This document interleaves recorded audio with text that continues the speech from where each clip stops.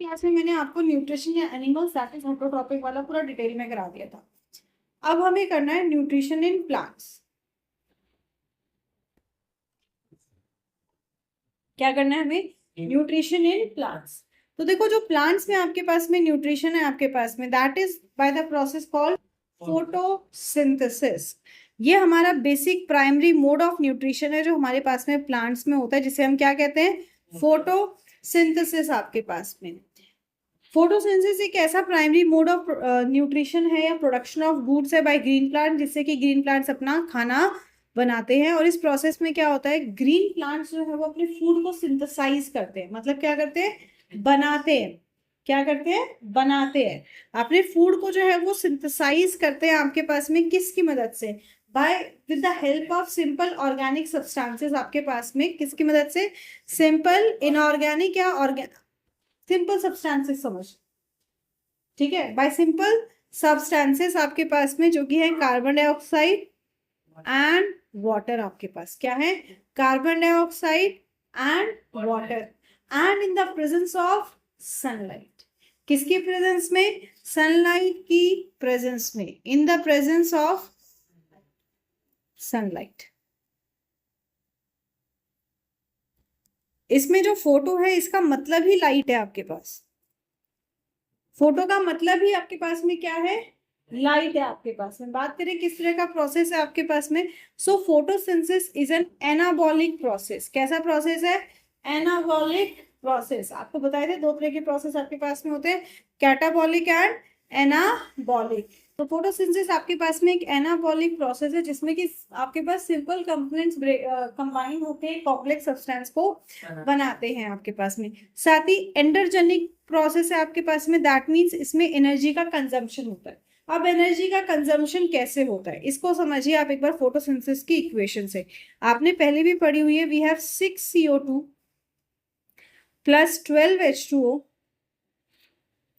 Gives C6H12O6 plus 6H2O plus 6O2। Right, ये equation हमने पहले भी पढ़ी हुई है आपने छोटी क्लासेस में।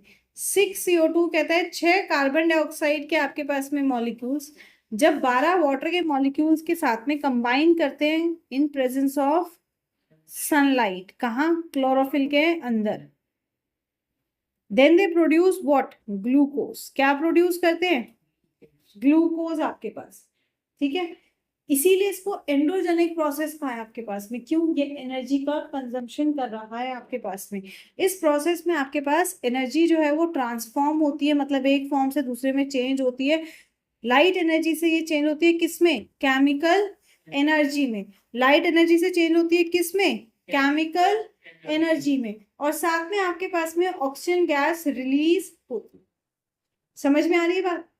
कहाँ से आती है? ऑक्सीजन गैस रिलीज हो रही है। अब होता क्या है आपके पास में बेटा? होता ये है कि जो हमारे पास कार्बन, ये जो कार्बन आपके पास CO2 है, ये H2 के साथ जब कंबाइन करेगा आपके पास में तो हाइड्रोजन कंबाइन कर जाता है और ऑक्सीजन गैस रिलीज हो जाती है। तो जो ये ऑक्सीजन गैस आपके पास में रिलीज हो रही है ये एंटायरली आपके पास कहाँ से रिलीज हो रही है? वाटर से रिलीज हो रही है। पहले ये था आपके पास सोचते थे कार्बन डाइऑक्साइड से हो रही है, पर नहीं, ये किससे हो रही है? वाटर से रिलीज हो रही है। एक रेडियो आइसोटोप्स O12, नहीं सॉरी O18 रेडियो आइसोटोप का एक एक्सपेरिमेंट किया था रेमन एंड कैमन ने। तो इन रेमन और कैमन ने ही हमें इस चीज के बारे में बताया था कि जो ऑक्सीजन रिलीज हो रही है वो किसकी वजह से हो रही है? वो वाटर की वजह से रिलीज हो रही है, क्योंकि वाटर का आपके पास में जो है वो मॉलिक्यूल के बॉन्ड्स का ब्रेक डाउन हो रहा है, उसके कारण ये चीज हो रही है। समझ में आई बात? चलिए, बहुत अच्छी बात है। तो फोटोसिंथेसिस क्या है? ये एक प्रोसेस है जिसमें कि आपके पास में केमिकल रिएक्शन होता है। उस केमिकल रिएक्शन में कार्बन डाइऑक्साइड और water in presence of sunlight combine करते हैं, जिससे कि वो ग्लूकोज को फॉर्म करते हैं, ऑक्सीजन को रिलीज करते हैं, वाटर मॉलिक्यूल्स को रिलीज करते हैं। इस प्रोसेस में आपके पास में लाइट एनर्जी कन्वर्ट होती है किसमें? केमिकल एनर्जी में। किसमें कन्वर्ट होती है आपके पास में? केमिकल एनर्जी में। अब ये होता क्या है? ये होता है आपके पास में कहाँ होता है? ये होता है हमारे फोटोसिंथेसिस पिगमेंट में आपके पास में, जो कि आपके पास में ग्रीन पिगमेंट है, जिसे कहते हैं क्या? क्लोरोफिल। फोटोसिंथेसिस को होने के लिए सबसे पहला जो काम आपको चाहिए वो है absorption of sunlight. Absorption of sunlight या लाइट एनर्जी, मतलब आप एक पौधे को अगर बल्ब के नीचे में रखोगे तब भी वो फोटोसिंथेसिस करेगा, बट उसका रेट ऑफ फोटोसिंथेसिस वेरी कर सकता है आपके पास, राइट। बहुत बढ़िया। तो आपके पास ये कहाँ होता है? ग्रीन पिगमेंट क्लोरोफिल में होता है। कहाँ होता है आपके पास में? ग्रीन पिगमेंट क्लोरोफिल में होता है। ये क्लोरोफिल कहाँ प्रेजेंट है? क्लोरोफिल प्रेजेंट होता है क्लोरोप्लास्ट। कहाँ प्रेजेंट होता है? क्लोरोप्लास्ट में आपके पास में। जरा सा हम क्लोरोप्लास्ट की मैकेनिज्म पढ़ेंगे, उसका स्ट्रक्चर देखेंगे आपके पास में। तो फोटोसिंथेसिस होता है हमारे पास में कहाँ? ग्रीन सेल ऑर्गेनेल्स क्लोरोप्लास्ट, क्योंकि उनके बीच में प्रेजेंट है आपके पास में क्या?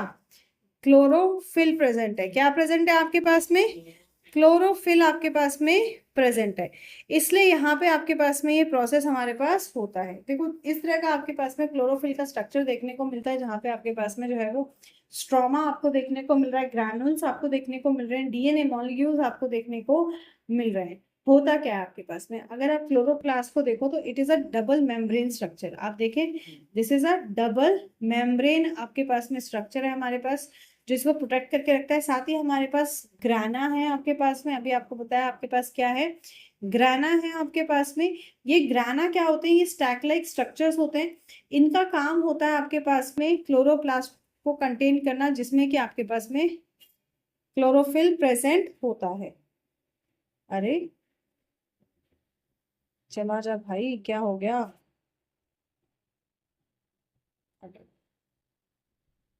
ठीक है, क्लोरोफिल प्रेजेंट होता है आपके पास में। एंड क्लोरोफिल आपके पास में साइट है क्या? लाइट रिएक्शन का। अब देखो फोटोसिंथेसिस अब तक आपने जो है वो सिर्फ पढ़ा कि भाई हमारे पास में क्या होता है? फूड का प्रोडक्शन होता है with the help of light आपके पास। पर फोटोसिंथेसिस को भी अगर हम देखें तो फोटोसिंथेसिस को हम दो फेज में डिवाइड कर सकते हैं। क्या कर सकते हैं? दो फेज में डिवाइड कर सकते हैं। पहला फेज होता है थाइलोकॉइड्स में। किस में होता है? थाइलोकॉइड्स। थाइलोकॉइड जो मेम्ब्रेन है आपके पास, इसी मेम्ब्रेन में आपके पास में ग्राना प्रेजेंट है, जिसके अंदर आपके पास में क्लोरोफिल प्रेजेंट है। ये देखो आपके पास थाइलोकॉइड। तो ये आपके पास में जो स्टैक है आपके पास में, दिस इज थाइलोकॉइड आपके पास में। इसी में आपके पास में ग्रीन पिगमेंट जो आपके पास है क्लोरोफिल के मॉलिक्यूल्स का, वो क्लोरोफिल मॉलिक्यूल्स प्रेजेंट होते हैं जो कि लाइट को एब्जॉर्ब करते हैं। देखो आपके पास में क्या हो रहा है? यहाँ पे लाइट को जो है वो एब्जॉर्ब किया जा रहा है। तो ये लाइट को जो है वो एब्जॉर्ब कहाँ पे? हाँ ठीक है। तो फोटोसिंथेसिस में आपके पास में दो प्रोसेस होते हैं, एक होता है लाइट रिएक्शन और एक होता है डार्क रिएक्शन। लाइट रिएक्शन कहाँ हो रहा है आपके पास में? लाइट रिएक्शन होता है थाइलोकॉइड में, जिसमें कि आपके पास क्लोरोफिल पिगमेंट प्रेजेंट है। और जो फ्लूइड वाला पार्ट है दैट इज ग्राना आपके पास में, जिसमें डीएनए कॉम्प्लेक्स और एंजाइम्स प्रेजेंट होते हैं। यहाँ पे होता है आपके पास में डार्क रिएक्शन। तो बेटा पहले अभी हम लाइट और डार्क रिएक्शन को ही थोड़ा सा समझते हैं कि लाइट और डार्क रिएक्शन क्या है आपके पास। दो स्टेप्स में आपने इसको डिवाइड कर दिया। Light reaction, yes,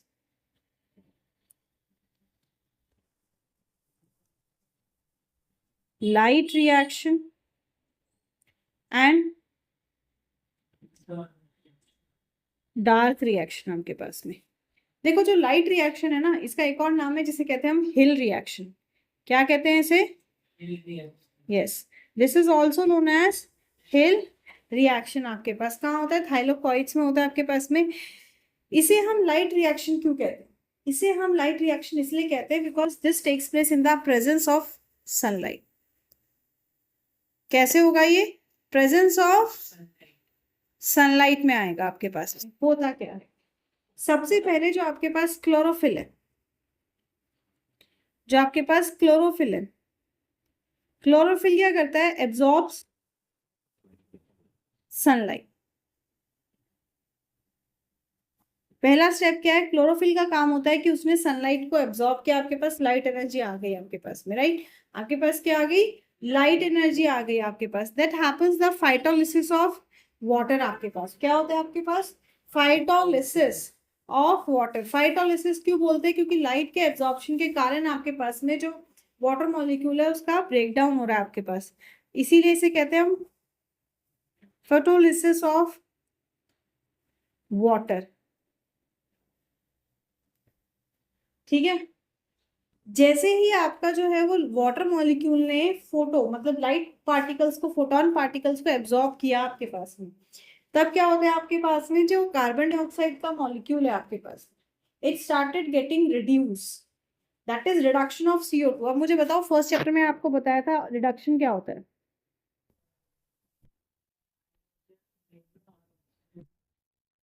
yes, reduction of CO, मतलब ये जो CO2 है क्या करेगा, वाटर के मॉलिक्यूल से जो आपके पास हाइड्रोजन निकला उसको एब्जॉर्ब कर लेगा और क्या बना लेगा, कार्बोहाइड्रेट। क्या बना लेता है? Carbohydrate. This carbohydrate is in the form of glucose. किस फॉर्म में होता है? ग्लूकोज। ग्लूकोज जब आपके पास में प्लांट में यूजेबल फॉर्म में भी प्लांट जिसको यूज कर रहा है, that is glucose.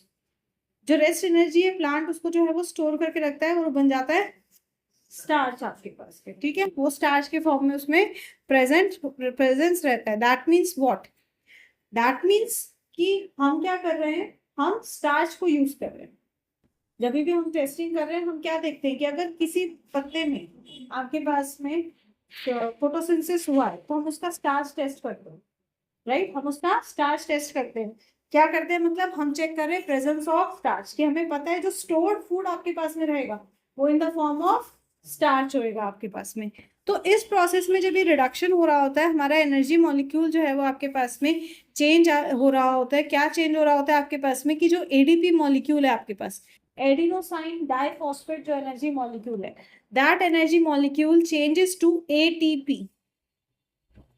This changes to ATP और साथ में आपके पास में इनऑर्गेनिक फॉस्फेट बनता है। क्या बनेगा? इनऑर्गेनिक फॉस्फेट का फॉर्मेशन होता है। समझ में आई बात? वही बात करते हैं अगर हम डार्क रिएक्शन की, तो लाइट रिएक्शन कहाँ होता है आपके पास? थाइलोकॉइड। कहाँ होता है? थाइलोकॉइड में, जो कि ग्राना में स्टोर होता है। वहीं पे जो डार्क रिएक्शन होता है आपके पास में, डार्क रिएक्शन क्या है आपके पास? डार्क रिएक्शन आपके पास होता है स्टोमेटा में। ये कहाँ होता है आपके पास में? स्टोमेटा में। देखो हमें स्टोमेटा का पता है, स्टोमेटा क्या करता है? किधर गया स्टोमेटा? हमें स्टोमेटा का पता है, स्टोमेटा का क्या करता है आपके पास में। देखो स्टोमेटा होता कैसे है आपके पास, स्टोमेटा आपके पास में किडनी की तरह शेप्ड आपके पास में दो गार्ड सेल्स होते हैं हमारे पास, जिसके बीच में आपके पास एक छोटा सा एक पोर प्रेजेंट होता है जिसे हम कहते हैं स्टोमेटल पोर हमारे पास में। तो ये जो ओपनिंग और क्लोजिंग ऑफ स्टोमेटा हो रहा है आपके पास में, ये किस पर डिपेंड करता है? ये डिपेंड करता है आपके पास में कि आपका जो गार्ड सेल है वो कितना टर्जिड है, उसकी टर्जिडिटी कैसी है आपके पास में।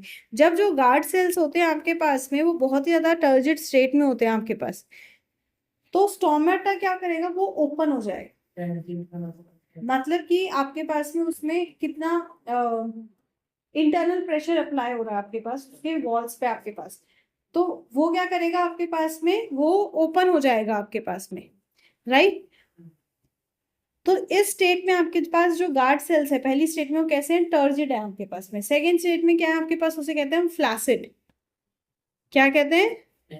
फ्लैसिड। मतलब एक सिंपल भाषा में अगर मैं आपको समझाऊं तो जैसे अगर मान लो उसके अंदर वाटर कंटेंट बहुत ज्यादा है, पानी का कंटेंट बहुत ज्यादा है आपके पास में, तो वो क्या करेगा, वो ओपन हो जाएगा कि भाई तो निकल जाओ, बहुत ज्यादा हो गया। दैट इज टर्जिड, मतलब इंटरनल प्रेशर बहुत ज्यादा है। होता है ना, गुब्बारे में आपने हवा भरी तो वो हवा निकलने की कोशिश तब कर रही है जब उसके अंदर हवा बहुत ज्यादा है, उसका प्रेशर बहुत ज्यादा उसके वॉल्स पे क्रिएट हो रहा है। तो पहली स्टेज है आपके पास टर्जिड स्टेट, मतलब इंटरनली आपके पास में एक बहुत ज्यादा आपके पास में प्रेशर क्रिएट हो रहा है on the walls of the guard cell, जिस कारण से वो ओपन हो जाता है कि भाई एक्सेस जो है वो रिलीज हो जाए। सेकेंड स्टेट को बोलते हैं फ्लैसिड स्टेट आपके पास में, जब ये क्लोज हो जाता है कि भाई मेरे अंदर तो ऑलरेडी बहुत कम है, दिन के 12 बजे बहुत धूप है, तो एकदम सिकुड़ जा रहा है, मुंझा जा रहा है आपके पास में, क्यों भाई मेरे अंदर तो ऑलरेडी बहुत कम है, कहाँ से लेके जाओगे। समझ में आ रही है बात?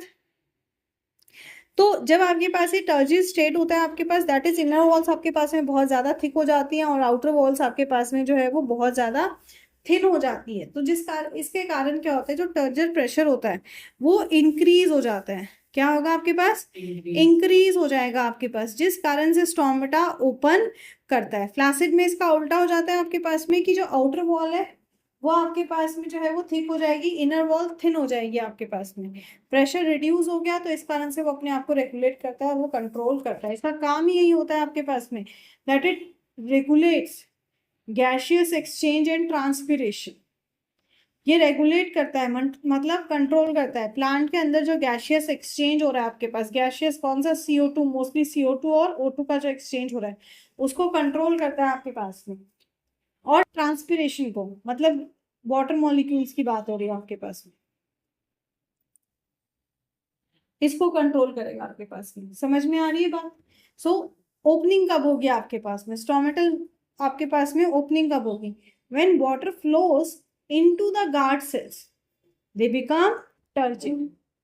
जब पानी जो है वो गार्ड सेल्स के अंदर जा रहा है, मतलब उन्होंने एब्जॉर्ब किया, आपने पौधे को पानी दिया, बारिश ऑलरेडी हुई और आपने उसको और पानी दे दिया, तो उसने एब्जॉर्ब किया, जाइलम ने पानी को सक किया, पानी को एब्जॉर्ब किया, अपवर्ड लीव्स के पास गया। अब लीव्स के जो गार्ड सेल्स है उन्होंने पानी को बहुत एब्जॉर्ब कर लिया, मैक्सिमम डेंसिटी तक एब्जॉर्ब कर लिया। अब वो हो गई है भाई बहुत टर्जिड, मतलब अंदर से बाहर की वॉल्स पे बहुत प्रेशर क्रिएट हो रहा है, दैट दे हैव स्वॉलन आपके पास में।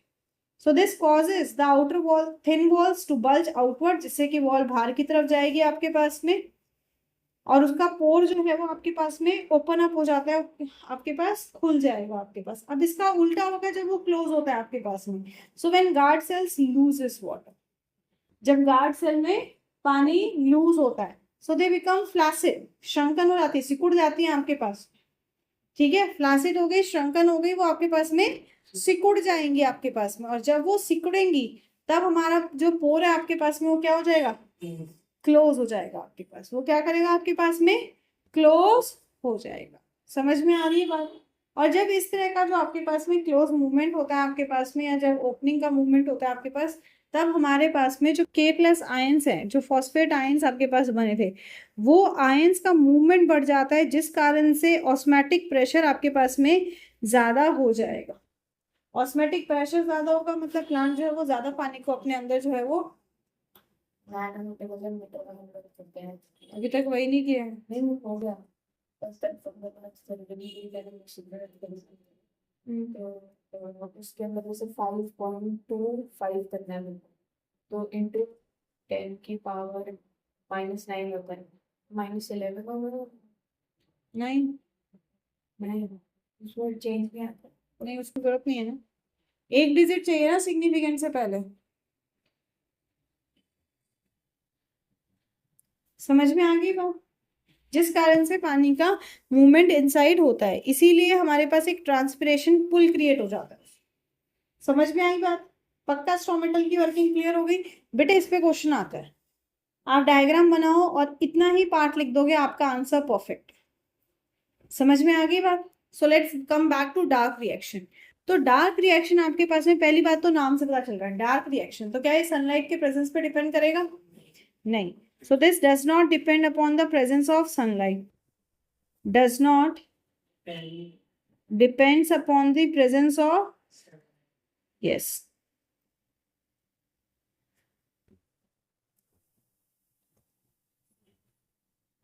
इसका सनलाइट से कोई लेना देना नहीं है भाई, तो प्रेजेंट है तो भी ठीक है, तो नहीं है तो भी ठीक है। आपके पास में कहाँ होता है? स्टोमेटा में होता है। कहाँ होता है आपके पास में? स्टोमेटा में होता है। इसको बेंसन साइकिल भी कहा जाता है या C3 साइकिल भी कहा जाता है आपके पास में। क्यों कहते हैं इसको C3 साइकिल? इसलिए कहते हैं आपके पास में क्योंकि इसमें सबसे पहले आपके पास में एक स्टेबल कंपाउंड बन रहा है। इससे पहले जो हमारे पास है भाई, कार्बन डाइऑक्साइड का ब्रेकडाउन हुआ, CO2 का हुआ, वो आपके पास स्टेबल नहीं है। बट ये क्या है आपके पास में? एक स्टेबल कंपाउंड फॉर्म हो रहा होता है, इसीलिए इसको क्या कहते हैं हम? C3 साइकिल या फिर बेंसन साइकिल आपके पास में। यहाँ तक क्लियर है? कोई डाउट है? ठीक है। तो डार्क रिएक्शन में आपको जो है वो लाइट नहीं चाहिए आपके पास में। कहाँ होगा आपके पास? ये हमारे पास स्ट्रोमेटा में होगा, मतलब स्ट्रोमा में होगा आपके पास में। इसमें जो होता है हमारे पास, जो लाइट रिएक्शन में जो ATP मॉलिक्यूल बना था ना, यहाँ क्या बताया था आपको? लाइट रिएक्शन में क्या हो रहा है? ADP चेंजेस टू ATP आपके पास में, राइट? तो यहाँ जो ये एटीपी मॉलिक्यूल बना आपके पास में, और जो आपके पास इनऑर्गेनिक सब्सटेंस आपके पास फॉस्फेट बना आपके पास, इनका यूज किया जाता है जिससे कि आपके पास में CO2 कार्बोहाइड्रेट में चेंज हो जाता है। ठीक है, सो ATP and NADPH2, this is the phosphate आपके पास जो मॉलिक्यूल है आपके पास में, जो लाइट रिएक्शन में बना था आपके पास में। Used, these are used for the fixation, these are used for the fixation of CO2 into carbohydrate, कि आपने इनकी मदद से CO2 को किस में चेंज कर दिया, कार्बोहाइड्रेट में चेंज कर दिया। समझ में आई बात? हाँ या ना? चलो, बहुत अच्छी बात है आपके पास में। साथ ही इस प्रोसेस में क्या होता है, अब देखो कार्बोहाइड्रेट बन गया, मतलब आपके पास क्या हो गया, शुगर का फॉर्मेशन हो गया। क्या हो गया आपके पास में, शुगर का फॉर्मेशन हो गया हमारे पास में। एंड इसमें कोई ऑक्सीजन रिलीज नहीं होती है, नो ऑक्सीजन इज रिलीज आपके पास। मतलब अगर आपको लाइट रिएक्शन और डार्क रिएक्शन में डिफरेंस करना है तो आप इसी तरह से लिख सकते हैं डिफरेंस भी। पहला हो जाएगा आपके पास, this takes place in presence of sunlight and this takes place in the absence of sunlight, sunlight is not required. ये कहाँ होता है आपके पास में, this happens in, yes very good, बोलता है तो याद हो जाती है ना, तो साथ में बोला करो। ये कहाँ होता है, थाइलोकॉइड में होता है आपके पास में। वो कहाँ होता है, ग्रैना में, क्लोरोप्लास्ट या स्टोमेटा बोलो आपके पास, वहां पे होता है। इसमें क्या होता है, लाइट रिएक्शन है तो आपके पास सनलाइट का एब्जॉर्प्शन होता है आपके पास में क्लोरोफिल में, जिसके कारण आपके पास फोटोलिसिस ऑफ वाटर होता है, वाटर मॉलिक्यूल जो है वो रिड्यूस होता है एंड CO2 उस हाइड्रोजन को एब्जॉर्ब करके कार्बोहाइड्रेट बनाता है। इसके साथ ही इसमें आपके पास ADP चेंज हो जाता है ATP में और ऑक्सीजन का रिलीज होता है। क्या होगा, O2 इज रिलीज आपके पास। देखो light reaction in the presence of light मतलब दिन में हो रहा है, इसीलिए कहते हैं कि आपको जो है वो दिन के समय आप पेड़ के नीचे सो, पर रात के समय पेड़ के नीचे मत सो, क्योंकि रात के समय लाइट रिएक्शन नहीं हो रहा आपके पास, जिस कारण से O2 रिलीज नहीं होती। क्या होती है, कार्बन डाइऑक्साइड रिलीज होती है आपके पास, and carbon dioxide is harmful for you. तो अगर आप पेड़ के नीचे सोओगे तो आपको चॉकिंग हो सकती है, इसलिए हमें उसके नीचे नहीं सोना चाहिए। नहीं नहाना चाहिए, डाल सकते हैं तो अलग बात है, पर नहीं डालना चाहिए आपके पास में। हाँ हाँ हाँ हाँ, वो मतलब वही बात है कि वो जब काम नहीं कर रहे हैं आपके पास। समझ में आ गई बात? क्लियर? यहाँ तक कोई डाउट है? चलिए, तो अब हमने फोटोसिंथेसिस ऑलमोस्ट पूरा देख लिया। तो what are the requirements for photosynthesis? भाई फोटोसिंथेसिस के लिए आपको क्या चाहिए, या आप बोलो रॉ मटेरियल्स या कंडीशंस जो आपको फोटोसिंथेसिस के लिए चाहिए क्या है? सबसे पहले तो सनलाइट होनी चाहिए। इन द प्रेजेंस ऑफ सनलाइट होता है, फोटो का मतलब ही क्या है, लाइट। तो this happens in the presence of sunlight आपके पास में। सेकेंडली आपके पास में क्या प्रेजेंट होना चाहिए, जो फोटोसिंथेसिस पिगमेंट है आपके पास में, दैट इज क्लोरोफिल। क्लोरोफिल आपके पास में प्रेजेंट होना चाहिए। थर्ड, कार्बन डाइऑक्साइड क्या प्रेजेंट होना चाहिए आपके पास में, कार्बन डाइऑक्साइड आपके पास में प्रेजेंट होना चाहिए। And fourth, water. फोर्थ क्या होना चाहिए आपके पास में, वाटर होना चाहिए आपके पास में, राइट। क्यों भाई, सनलाइट क्या करता है आपके पास में, अभी हमने किया, सनलाइट क्या है आपके पास, एक नेचुरल सोर्स होता है फोटोसिंथेसिस के लिए। सनलाइट एक इलेक्ट्रोमैग्नेटिक स्पेक्ट्रा कैरी करता है आपके पास, ओनली विजिबल लाइट जिसको प्लांट एब्जॉर्ब कर सकते हैं। और सबसे पहला जो आपके पास में स्टेप इन्वॉल्व होता है वो यही है हमारे पास में, कि प्लांट क्या करता है, सनलाइट को एब्जॉर्ब करेगा फोटोसिंथेसिस के लिए। तो फोटोसिंथेसिस में क्या होता है आपके पास में, एब्जॉर्प्शन ऑफ लाइट एनर्जी। क्या होता है, absorption of light energy by chlorophyll, right. Absorption of light energy होता है आपके पास में बाय क्लोरोफिल आपके पास में। अब जो सोर्स ऑफ लाइट हमारे पास में वो है सन। क्या है आपके पास में, सन आपके पास में। कुछ मेराइन अलगीज आपके पास ऐसी भी होती हैं जो मून लाइट में भी कर लेती हैं, आ रही है बात समझ में? देर आर सर्टेन मराइन अलगीज जो मून लाइट में भी फोटोसिंथेसिस को कर सकती हैं आपके पास में, पर हम जो है वो मतलब हमारे जो प्लांट्स हैं वो किसमें करेंगे? सनलाइट के प्रेजेंस में करेंगे। किसमें करेंगे? सनलाइट के प्रेजेंस में, जिसका हमारे पास सोर्स क्या होता है आपके पास में? सूरज। सूरज की सिर्फ 2%, सिर्फ 2% जो आपके पास में सनलाइट है वो प्लांट्स के द्वारा यूज की जाती, राइट? तो जो इंटेंसिटी ऑफ लाइट है, क्या जो इंटेंसिटी ऑफ लाइट है भाई, कितनी कड़क लाइट आपके पास, कितनी स्ट्रॉन्ग आपके पास में स्ट्रेंथ के साथ में आपके पास लाइट आ रही है, ये भी हमारे फोटोसिंथेसिस को इफेक्ट करेगा। क्या करेगा? फोटोसिंथेसिस को इफेक्ट करेगा आपके पास में। सबसे ज्यादा जो अच्छी होती है दैट्स रेड एंड ब्लू।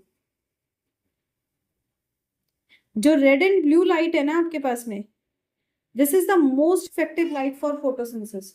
मतलब रेड एंड ब्लू लाइट में आपके पास में प्लांट जो है वो सबसे अच्छा जो है वो फोटोसिंथेसिस कर सकता है। मैक्सिमम किस में होता है? रेड में। अगर क्वेश्चन आता है ना आपके पास में कि भाई मैक्सिमम फोटोसिंथेसिस का रेट किस में आपके पास, तो मैक्सिमम फोटोसिंथेसिस का रेट किस में? रेड लाइट में आपके पास। किस में आपके पास में? रेड लाइट में आपके पास में। और सबसे मिनिमम आपके पास किस में? सबसे मिनिमम होता है ग्रीन लाइट में, या हम कहें सीधा no photosynthesis in green light. क्यों no photosynthesis in green light? ऐसा क्यों होता है? क्योंकि जो क्लोरोफिल पिगमेंट है वो ग्रीन कलर का, तो जैसे ही उस पर ग्रीन लाइट आती है वो उसको रिफ्लेक्ट बैक करेगा, उसको एब्जॉर्ब ही नहीं करेगा। समझ में आ रही है बात? वो उसको भेज देगा वापस, वो उसको एब्जॉर्ब ही नहीं करेगा। और जब उसने एब्जॉर्ब ही नहीं करी तो फोटोसिंथेसिस होने ही नहीं वाली है आपके पास। समझ में आ रही है बात? तो फोटोसिंथेसिस होएगी ही नहीं आपके पास। तो सीधी सी बात है, आपके पास intensity of light is directly proportional to the rate of photosynthesis. जितनी ज्यादा हाई इंटेंसिटी की लाइट होगी उतना ज्यादा आपके पास में फोटोसिंथेसिस स्ट्रांगली होगा। समझ में आ गई बात? नेक्स्ट आता है आपके पास में क्लोरोफिल, जो कि ग्रीन पिगमेंट है, इसका काम है इस लाइट एनर्जी को एब्जॉर्ब करना। इसके बाद करते हैं हम बात किसकी? CO2 की। CO2 is carbon dioxide. कहाँ से मिलता है? नेचर से। कहाँ से मिलता है? नेचर से। जितने भी टेरेस्ट्रियल प्लांट्स हैं आपके पास में, लैंड पे जो प्लांट्स हैं, वो एटमॉस्फेयर से लेते हैं CO2 को। एटमॉस्फेयर में CO2 कितना है? इट्स 0.03%। कितना है? यस, एटमॉस्फेयर में हमारे पास CO2 प्रेजेंट है 0.03% आपके पास में एटमॉस्फेयर में प्रेजेंट होता है। तो अगेन CO2 के कंसंट्रेशन के साथ में जो फोटोसिंथेसिस का रेट है वो इंक्रीज हो जाता है आपके पास। क्या हो जाएगा आपके पास? इंक्रीज हो जाएगा। मतलब अगर आप एटमॉस्फेयर में ज्यादा CO2 है, ज्यादा कंसंट्रेशन ऑफ CO2 है, तो फोटोसिंथेसिस ज्यादा अच्छे से होगा। But at a certain limit आपके पास, कहते हैं ना अति भी हर चीज की हानिकारक है, तो एट अ है अति, अति मतलब कोई चीज बहुत एक्सेस में हो तो वो भी हानिकारक होता है। तो एट अ सर्टेन लिमिट, एक लिमिट के बाद अगर फोटोसिंथेसिस प्रेजेंट है तो वो प्लांट के लिए टॉक्सिक हो जाता है। जैसे बोलते हैं ना ज्यादा पानी डालने से पौधा मर गया, तो सेम चीज है भाई, ज्यादा CO2 प्रेजेंट होगी आपके पास में तो भी जो सेल्स होते हैं आपके पास में वो खराब हो जाते हैं, वो मर जाते हैं आपके पास। समझ में आ रही है बात? अच्छा, फोटोसिंथेसिस की बात हुई, CO2 हुआ आपके पास, तो अब आते हैं हम ऑक्सीजन की कंसंट्रेशन पे। Over concentration of O2 stops photosynthesis. Over concentration of O2 stops photosynthesis आपके पास में। मतलब अगर ग्रीन प्लांट में फोटोसिंथेसिस कर रहा है, ऑक्सीजन की कंसंट्रेशन बढ़ रही है कि ऑक्सीजन आप वो प्रोड्यूस कर रहा है, तो स्टोमेटा को ओपन होना इसलिए भी जरूरी है कि जो एक्सेस O2 प्रोड्यूस हुई है उसको रिलीज करना, क्योंकि अगर ज्यादा O2 होगी तो भी हमारा फोटोसिंथेसिस नहीं हो पाएगा। नेक्स्ट रॉ मटेरियल आता है आपके पास में वाटर। क्या आता है आपके पास में? वाटर। अब पानी जितना एब्जॉर्ब हुआ है उस पानी का सिर्फ 1% हिस्सा फोटोसिंथेसिस में यूज होता है। अगर एक पौधे ने 10 ml पानी आपके पास में एब्जॉर्ब किया तो उस 10 ml का आपके पास में 1% हिस्सा, कितना? 1% आपके पास, 0.1 ml आपके पास, सिर्फ उतना ही पौधा यूज करेगा आपके पास में फोटोसिंथेसिस के लिए। आ रही है बात समझ में? इसका मतलब अगर वाटर का कंसंट्रेशन कम होगा तो भी हमारे पास में क्या होगा, फोटोसिंथेसिस का रेट कम हो जाएगा आपके पास।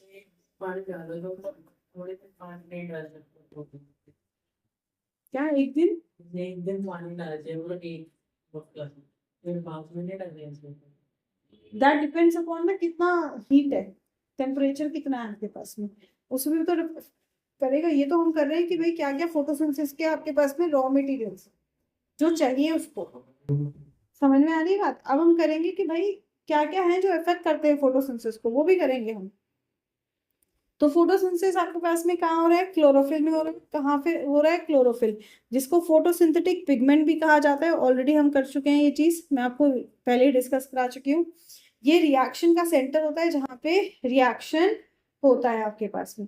यहाँ पे लाइट का एब्जॉर्प्शन होगा, आपके पास लाइट एब्जॉर्प्शन होता है आपके पास में, और उसके बाद में उसको केमिकल एनर्जी में चेंज किया जाता है आपके पास में। ठीक है, so these are the raw materials. और ये किस तरह से एब्जॉर्ब होते हैं? कार्बन डाइऑक्साइड आपके पास में कहाँ से एब्जॉर्ब होता है? एटमॉस्फेयर से।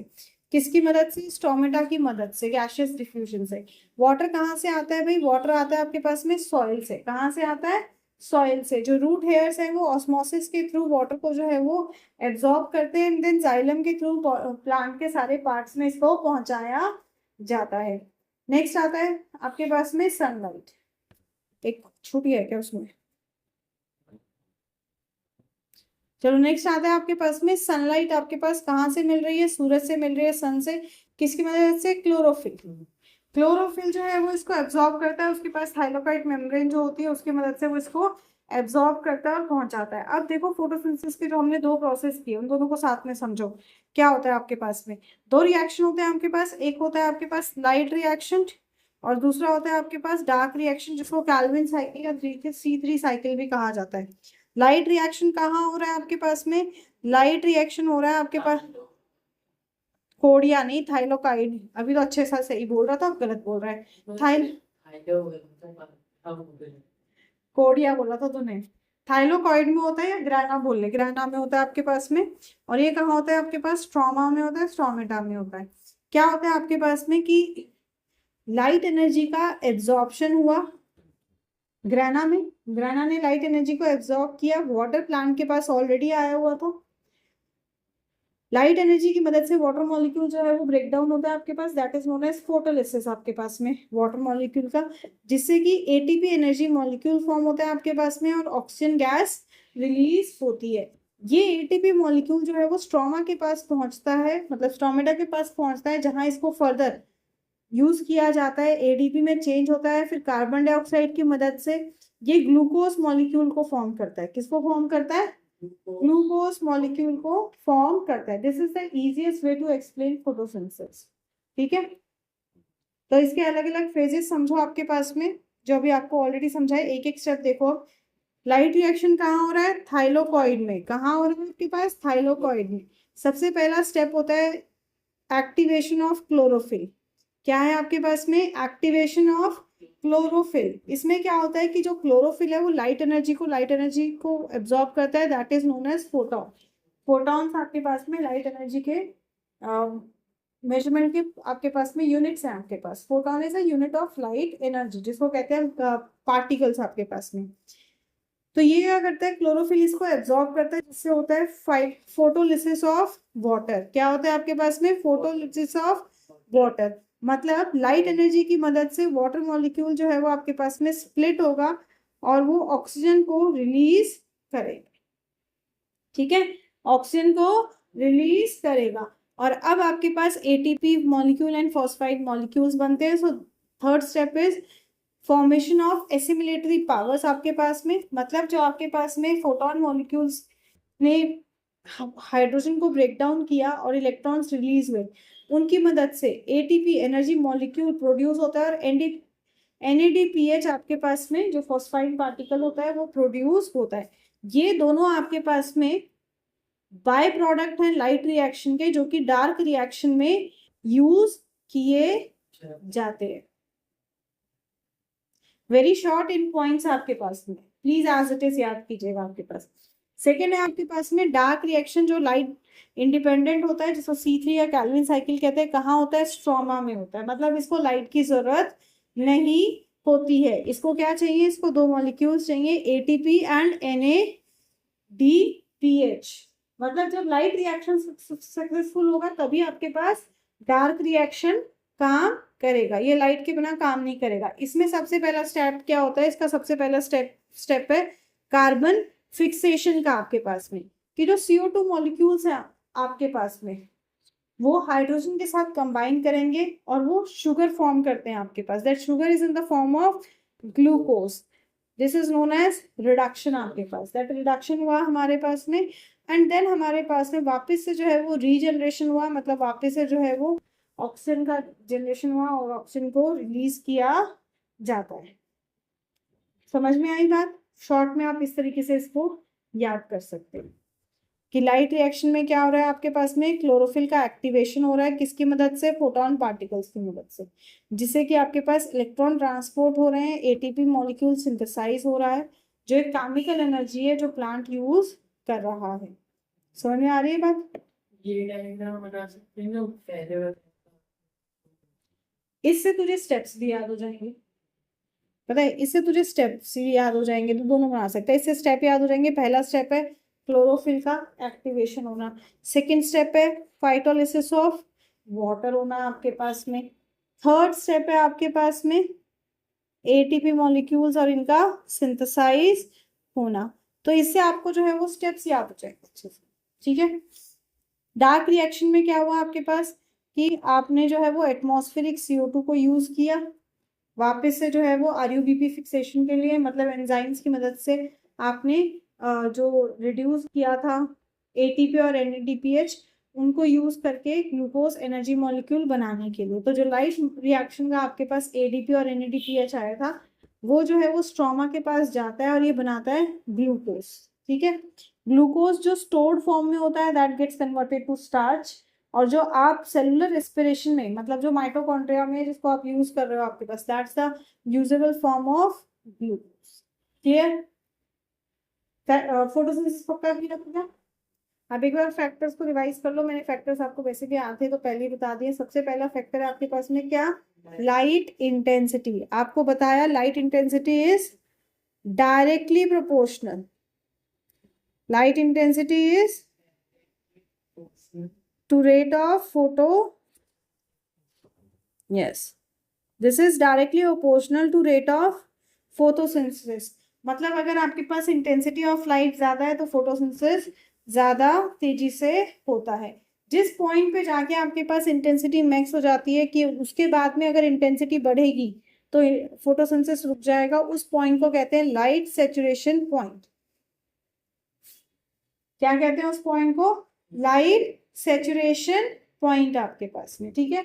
और जब आपको बताया एक्सट्रीम होता है तो नहीं होगा, क्यों? क्योंकि एक्सट्रीम होने से वो क्लोरोफिल को ही डिस्ट्रॉय कर देता है, that is known as photo oxidation. Next आप आता है आपके पास में CO2 का कंसंट्रेशन। CO2 एक लिमिटिंग फैक्टर की तरह काम करेगा। किसकी तरह काम करेगा? एक लिमिटिंग फैक्टर की तरह काम करेगा। मतलब एक टाइम पे CO2 की कंसंट्रेशन बढ़ेगी तो फोटोसिंथेसिस बढ़ेगा, but after a certain point वो लिमिट करेगा, मतलब वो रोकेगा। समझ में आ रही बात? आफ्टर अ सर्टेन पॉइंट वो रोकेगा आपके पास। टेम्परेचर, देखो टेम्परेचर एक इंपॉर्टेंट फैक्टर है, लाइट में तो नहीं, डार्क में। क्योंकि डार्क में क्या है आपके पास? RUBH आपके पास में एंजाइम्स है जो काम करते हैं। तो अगर टेम्परेचर बढ़ेगा आपके पास में तो दे आर लाइट सेंसिटिव, आपके पास वो एंजाइम्स काम नहीं कर पाते हैं आपके पास में, ठीक है, वो काम नहीं कर पाते हैं। इसका मतलब हमें अगर किसी फोटोसिंथेसिस के रिएक्शन की अगर हम बात करें किस ऑप्टिमल टेम्परेचर पे होता है, तो that optimal temperature is 25 to 35 degree Celsius. 25 to 35 degree Celsius के बीच में आपके पास में जो फोटोसिंथेसिस है वो सबसे ऑप्टिमल रेट पे होता है, ठीक है। अगर इससे ऊपर चलना है तो फोटोसिंथेसिस नहीं होगा आपके पास, और इससे कम होगा तब भी नहीं होगा आपके पास, क्योंकि अगर इससे ऊपर गया तो फोटो ऑक्सीडेशन हो जाएगा। जो अभी आपको बताया कि जो फोटोन पार्टिकल है, लाइट है, उसके कारण क्लोरोफिल ही हमारा जो है वो डैमेज हो जाएगा। तो प्लांट कहाँ से फोटोसिंथेसिस करेगा?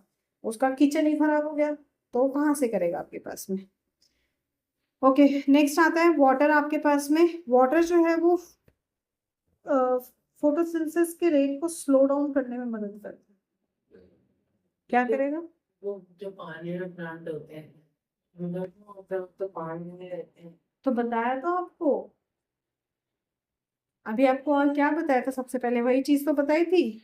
उनका पानी वालों का भी होता है, पर उनका रेट ऑफ फोटोसिंथेसिस डिफरेंट होता है, वो डिफ्यूज फॉर्म में लेते हैं आपके पास।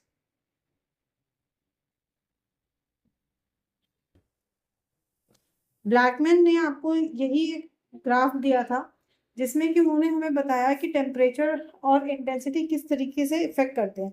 तो देखो आपके पास में लो लाइट है, आपके पास में लो इंटेंसिटी ऑफ लाइट है, फोटोसिंथेसिस का रेट भी क्या है आपके पास? लो है। ऑप्टिमल इंटेंसिटी ऑफ लाइट पे आपके पास में फोटोसिंथेसिस क्या हो गया आपके पास में? ज्यादा। फिर आपके पास एक आता है लाइट सेचुरेशन पॉइंट आपके पास, मतलब बहुत ज्यादा हाई इंटेंसिटी। अगर इसके आगे आपके पास बढ़ा तो आपका क्लोरोफिल डैमेज हो जाए। तो केस स्टडी में आपके पास ऐसे ABC पॉइंट्स करके पूछ सकते हैं कि इसका मतलब क्या है, तो आपको ये पता होना चाहिए। सेम टेम्परेचर के साथ देखो ऑप्टिमल टेम्परेचर क्या है? 25 to 35 डिग्री सेल्सियस। मतलब इस टेम्परेचर पे फोटोसिंथेसिस जो है वो आपके पास में ऑप्टिमल लेवल, सबसे बेस्ट लेवल पे होता है। इससे लो पे आपके पास में रेट ऑफ फोटोसिंथेसिस कम होगा, और इससे ज्यादा में फोटोसिंथेसिस जो है वो लिमिट हो जाएगा, वो रिड्यूस करेगा आपके पास, क्योंकि एंजाइम्स जो है वो इफेक्टिवली काम नहीं कर पाते हैं। ठीक है, this is again one more diagram for light and dark reaction. अगर आपके पास आता है कि थाइलोकॉइड में बताइए कैसे हो रहा है, तो 3 या 4 फॉर्म में आपको दे दिए, जो आपको बेस्ट सुटेबल लगता है ना, याद रहे, समझ में आए, इफेक्टिवली एक्सप्लेन कर सको, आप उस फॉर्म को जो है वो यूज कर सकते हैं अपने आंसर को एक्सप्लेन करने के लिए। समझ में आ गई बात? अब एनसीईआरटी में आपको ना कुछ एक्टिविटीज दी हैं जो इसी फोटोसिंथेसिस पे आपके पास में एक्टिविटी आती है। सबसे पहली एक्टिविटी है कि आपको शो करना है कि क्लोरोफिल इज वेरी नेसेसरी।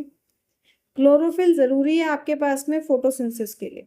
ठीक है, इसमें हम क्या करते हैं, हम एक डीनेचर्ड प्लांट का इस्तेमाल करते हैं। डीनेचर्ड मतलब डी स्टार्च आपके पास जिसमें स्टार्च नहीं है, और उसको आप जो है वो सनलाइट में रखोगे, और फिर आप उस पर जो है वो आयोडीन टेस्ट को परफॉर्म करते हो। आपने लिया एक लीफ हमारे पास में, भाई पहले लीफ आपका ऐसा था, ठीक है, आपने उसको डिस्चार्ज किया। डिस्चार्ज का मतलब क्या है? आपने अब उस पौधे को उठाया और उसको आपने अंधेरे कमरे में रख दिया। आपने उसको डार्क में रखा, क्यों? अब अंधेरे में है तो लाइट रिएक्शन होगा नहीं, मतलब फोटोसिंथेसिस होने वाला नहीं है। और डार्क रिएक्शन तो तभी होता है जब पहले लाइट रिएक्शन हो चुके। तो उसने क्या किया, जो स्टार्च स्टोर्ड ग्लूकोज था उसका यूज कर लिया, राइट, स्टोर्ड ग्लूकोज का यूज कर लिया। तो अब पौधे में आपके पास में क्या है कि अब उसमें स्टार्च प्रेजेंट नहीं है, उसमें अब आपके पास में फोटोसिंथेसिस रेट नहीं हुआ यहाँ पर। अब हम उसको जो है वो सनलाइट में रखते हैं। तो पहले हमने क्या किया था? Absence of sunlight. ये क्या है? Absence of sunlight. अब आपने जो है वो एक लीफ लिया और उसको जो है वो सनलाइट में रखा आपके पास, ठीक है, और एक साइड आपने उसको हाफ कवर कर दिया, और फिर उसको बाद में आपने उसको जो है वो अल्कोहल वाटर में डाला, और आपने उस पर आयोडीन टेस्ट किया। तो आपने देखा कि वो हिस्सा जो आपके पास सनलाइट में एक्सपोज था वो ब्लैक टर्न हुआ। क्यों हुआ? क्योंकि यहाँ पे स्टार्च प्रेजेंट। क्यों हुआ? क्योंकि आपके पास में स्टार्च प्रेजेंट था। मतलब starch plus iodine gives blue black colour.